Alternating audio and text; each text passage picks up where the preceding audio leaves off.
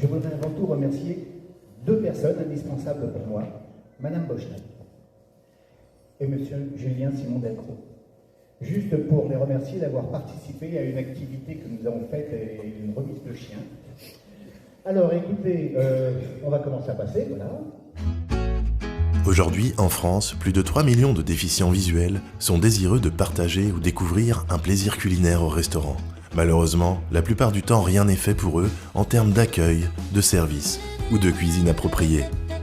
SpeakYou vous accompagne pour vous ouvrir à cette clientèle, avec la création d'un menu sonore simple d'utilisation, un set de table adapté à ce type de handicap et surtout une formation spécifique dispensée auprès des lycéens hôteliers ainsi qu'aux restaurateurs pour vous apprendre à accueillir des personnes en situation de handicap.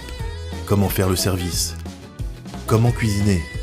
Dans le cas d'un séjour, comment gérer la question de l'hébergement ou encore du règlement? Autant de problématiques auxquelles SpeakYou vous apportera les réponses. SpeakYou, la carte qui parle pour vous et fait parler de vous. L'association a été créée donc en mai 2016. L'objectif, inclusion pédagogique solidarité, donc faciliter l'accueil des déficients visuels et des personnes en situation de handicap dans les restaurants et les hôtels, ainsi que les lieux recevant du public. Signer un partenariat avec l'Éducation nationale pour former tous les jeunes des lycées hôteliers. En fait, c'est l'avenir de nos restaurants, de nos établissements.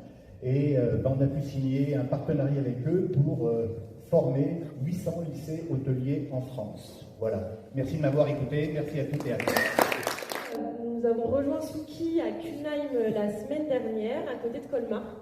C'est vrai que le chien d'assistance judiciaire est également utilisé lorsque la commission même de l'infraction va créer en fait un traumatisme extrêmement grave qui va révéler une vulnérabilité. Il y a encore un accompagnement potentiel, je pense, pour une pluralité de situations par rapport à celle que nous avons déjà explorée. Le chien guide et le chien d'assistance, de manière générale, pour moi, c'est le même combat.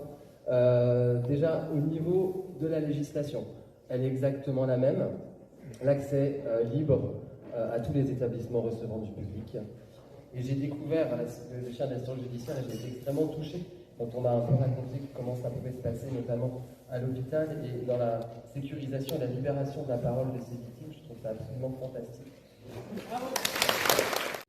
Pour répondre à votre question sur le tribunal pour enfants, pour l'instant nous sommes dans la formalisation de la convention pour l'arrivée de Souki, qui est essentiellement orientée vers l'assistance aux victimes d'infractions.